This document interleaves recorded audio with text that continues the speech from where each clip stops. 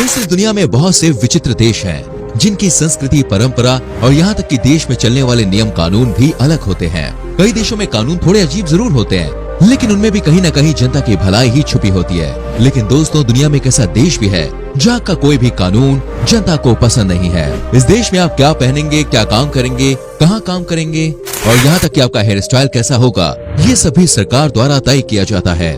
इस देश को आइसोलेटेड कंट्री भी कहा जाता है, क्योंकि ये देश दुनिया से बिल्कुल अलग है। यहाँ के तौर तरीके सबसे अलग और वाहियात होते हैं और देश के लोग बाहर की दुनिया से पूरी तरह अनजान हैं और देश के अंदर क्या चल रहा है उसके बारे में भी किसी को भनक तक नहीं लगती। दोस्तों, आज हम बात कर रहे हैं एशिया के सबसे अलग देश नॉर्थ कोरिया के बारे में। तो चलिए बिना देरी किए शुरुआत करते हैं आज की इस वीडियो की। नॉर्थ कोरिया का शासक किम जोंग उन है, जिसे सन की तानाशाह भी कहा जाता है। किम ने अपने देश में ऐसे कानून लागू किए हैं जिसके कारण इस देश में रहने वाले सभी लोग देश छोड़कर भागना चाहते हैं। यहाँ पर नागरिकों को किसी भी प्रकार की आजादी नहीं है और इस देश के ऊपर कई बार ह्यूमन राइट्स के उल्लंघन के आरोप भी लगाए जा चुके हैं। इन सबके बावजूद नॉर्थ कोरिया के लोगों के लिए इस देश से बाहर निकलना लगभग नामुमकिन है। लेकिन क्यों नॉर्थ कोरिया को लोग छोड़कर भाग नहीं सकते, आज की इस वीडियो में हम विस्तार से जानेंगे। दोस्तों, नॉर्थ कोरिया से भागना किसी के लिए भी आसान नहीं है। 1950 से पहले तक कोरिया एक ही देश हुआ करता था। कोरियन वॉर के बाद नॉर्थ कोरिया और साउथ कोरिया अलग हो गए। इस विभाजन के बाद साउथ कोरिया ने तरक्की की राह पकड़ी, तो वहीं नॉर्थ कोरिया में ज्यादा विकास नहीं हो पाया। किम इल संग नॉर्थ कोरिया के पहले तानाशाह बने और तब से लेकर आज तक उनका परिवार ही इस देश में राज कर रहा है। सन 1994 में किम इल संग की मृत्यु के बाद किम जोंग इल ने सत्ता संभाली। वहीं साल 2011 में किम जोंग इल की मृत्यु के बाद Kim Jong Un north Korea के नेता बने। किम जोंग के नेता बनने के बाद उन्होंने देश में कई ऐसे नियम लागू कर दिए जिसके बारे में किसी ने सोचा भी नहीं था। हालांकि उनके पिता और दादा के समय भी कई ऐसे नियम थे जो ना चाहते हुए भी लोगों को मानने पड़ते थे, लेकिन किम जोंग उन ने उन नियमों को और भी ज्यादा कड़ा कर दिया है। साउथ कोरिया की तरक्की देखकर नॉर्थ कोरिया के लोग अपना देश छोड़कर पड़ोसी देश के नागरिक बनना चाहते थे। नॉर्थ कोरिया से भागे हुए लोगों को साउथ कोरिया अपना भी लेता है। इतना ही नहीं, उन रिफ्यूजीज को साउथ कोरिया काफी मदद मुहैया कराता है। रहने के लिए घर और पैसा भी साउथ कोरिया की सरकार देती है। साथ ही नौकरी और अन्य क्षेत्रों में नॉर्थ कोरिया के लोगों के लिए साउथ कोरिया में आरक्षण का भी प्रावधान है।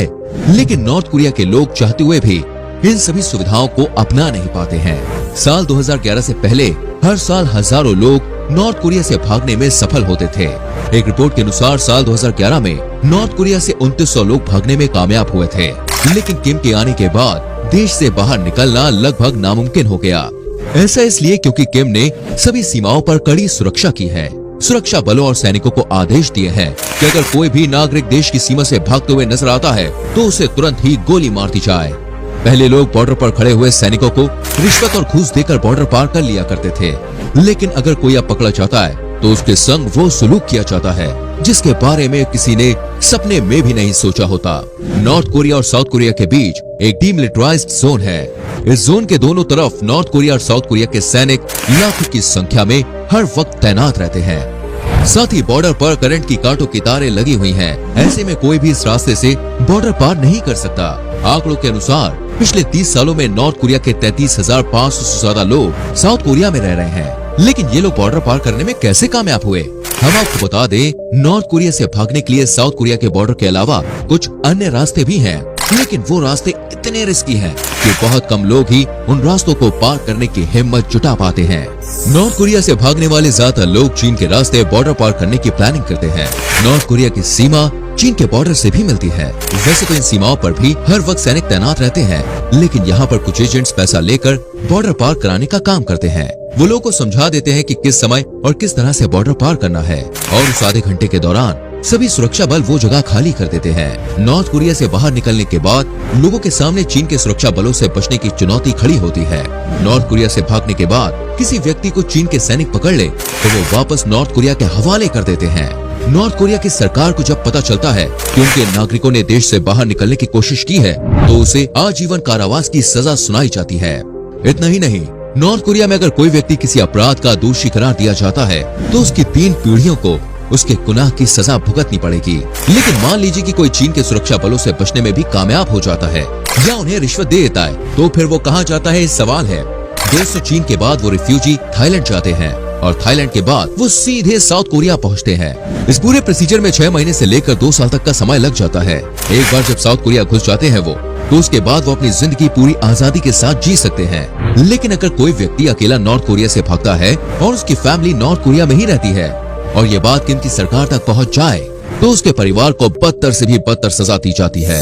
नॉर्थ कोरिया की जेलों में ऐसे लाखों कैदी हैं जिन्होंने देश से बाहर भागने की कोशिश की थी या फिर जिनके परिवार का कोई सदस्य देश छोड़कर भागा है। उन कैदियों को एक छोटे से कमरे में रखा जाता है और एक कमरे में लगभग 40 कैदी रहते हैं। इस कमरे में 200 कैदियों को चलने की भी इजाजत नहीं होती और सारा काम रेंग कर करना पड़ता है। कमरे में सुविधाओं के नाम पर एक टॉयलेट के अलावा कुछ नहीं होता। इसके अलावा एक अन्य रास्ता है जो येलो सी के रास्ते होते हुए जाता है, लेकिन इस रास्ते पर हर वक्त नॉर्थ कोरिया की नौसेना तैनात रहती है। इसके बावजूद कुछ जिंदा दिल लोग तैरकर वो रास्ता पार करने की हिम्मत करते हैं। तैरकर रास्ता पार करने की कोशिश करने वाले कई लोगों की लाशें बाद में समुद्र के ऊपर तैरती हुई नजर आती है और उसकी पहचान कर उसके परिवार वालों को सजा दी जाती है। और अगर कोई व्यक्ति तैरकर रास्ता पार करने में कामयाब हो जाता है तो वो सीधे जापान पहुंचता है, जहां पर जापान के सैनिक उसे पकड़कर कोरिया के हवाले करते हैं।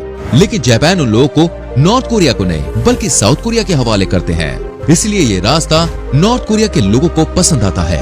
नॉर्थ कोरिया के कुछ लोग फॉरेन लेबर कैंप में नौकरी के बहाने भी देश से भाग निकलते हैं। नॉर्थ कोरिया अपने लोगों को रशिया और पोलैंड के कैंप्स में नौकरी करने के लिए भेजता है।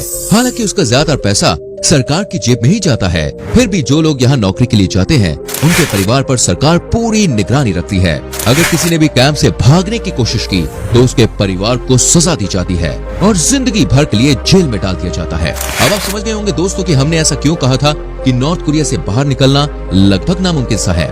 इतना सब जानने के बाद आप सोच रहे होंगे कि नॉर्थ कोरिया में क्या सारे लोग ऐसी ही जिंदगी जीते हैं या कुछ लोग को अच्छी जिंदगी भी नसीब होती है। देखिए, हम आपको बताना चाहेंगे कि नॉर्थ कोरिया में सोंगबन का सिस्टम काम करता है।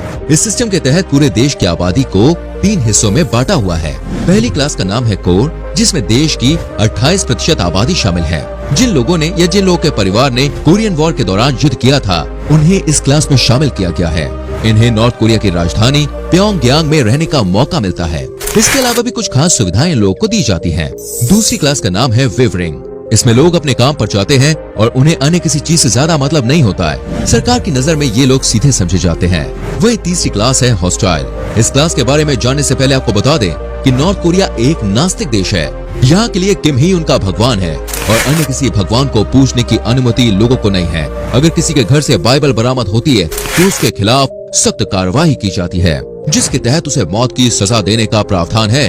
अब जानते हैं हॉस्टाइल क्लास के बारे में, जिसमें इलीगल काम करने वाले या किसी धर्म को मानने वाले लोग हैं। इनको शहरों में रहने की अनुमति नहीं होती।